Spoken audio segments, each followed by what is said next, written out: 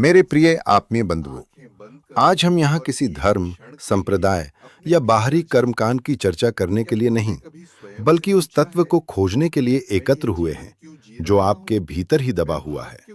आज का मनुष्य बाहर की दुनिया को जीतने में इतना व्यस्त हो गया है कि वो उस साम्राज्य को पूरी तरह भूल चुका है, जो उसके अपने भीतर है। एक, अशांति का मूल कारण। आप चारों ओर देखते हैं, दौड़ है, प्रतियोगिता है और एक कभी न खत्म होने वाली बेचैनी है।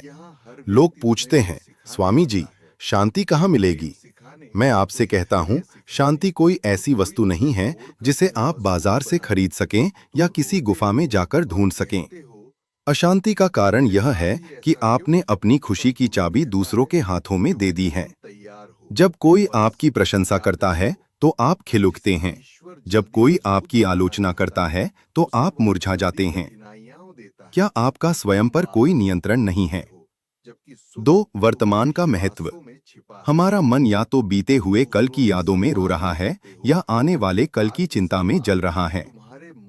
लेकिन जीवन कहाँ है? जीवन तो इस क्षण में है, इस सांस में है। जो बीत गया वह अब आपके अधिकार में नहीं, जो आने वाला है वह अभी जन्मा ही नहीं। केवल यह वर्तमान ही सत्य है। यदि आप आज इस क्षण को पूरी जागरूकता के साथ जी सकें तो आप परमात्मा के सबसे निकट होंगे। 3. स्वयं की पहचान। अक्सर हम खुद को अपने शरीर, अपने नाम, अपने पद या अपनी संपत्ति से पहचानते हैं। लेकिन याद रखिए, शरीर एक वस्त्र की तरह है जो समय के साथ जीर्ण हो जाएगा। पद और प्रतिष्ठा धूप छांव की तरह हैं। आपकी असली पहचान वह चेतना है जो इन सब परिवर्तनों को देख रही है। जिस दिन आप यह समझ जाएंगे कि आप हार जीत, सुख दुख और जन्म मृत्यु से परे एक शाश्वत आत्मा हैं, उसी दिन आपके सारे डर समाप्त हो जाएंगे। मनुष्य अपने विचारों से निर्मित एक प्राणी है। वह जैसा सोचता है वैसा ही बन जाता है। 4. साधना और सेवा। अध्यात्म का अर्थ केवल आंखें बंद करके बैठना नहीं है। अध्यात्म का अर्थ है अपने स्वभाव में करुणा लाना। जब आपके भीतर प्रेम जगता है तो सेवा स्वतः होने लगती है। दूसरों के आंसू पोंछना ही सबसे बड़ी प्रार्थना है। अपने भीतर के अहंकार को विसर्जित कीजिए।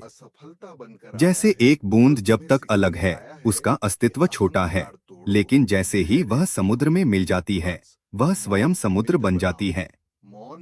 मेरे प्रिय साधकों, आज से एक संकल्प लें। प्रतिदिन कुछ समय मौन में बिताएं। अपने शोर मचाते हुए मन को शांत होने दें। जब मन का जल स्थिर होगा तभी आप उसमें अपनी आत्मा का प्रतिबिंब देख पाएंगे। घृणा को प्रेम से जीतें, अंधकार को ज्ञान के प्रकाश से मिटाएं।